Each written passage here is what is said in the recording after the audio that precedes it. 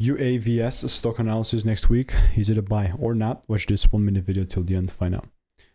AG Eagle Aerial Systems has been sitting at 30% off for the day, and from what I'm looking at, this is a pretty bearish market. Like, from a broader picture, daily, yes, might have been bullish, but this is still how my chart is going to look like. I'm not going to sit here and lie. I'm just going to be real.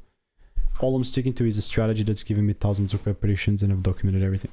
So you look at this. This is my previous yesterday's prediction. It's kind of moving line in line, so I'm not even going to lie. I'm not even going to touch it. I'm just going to leave it as is.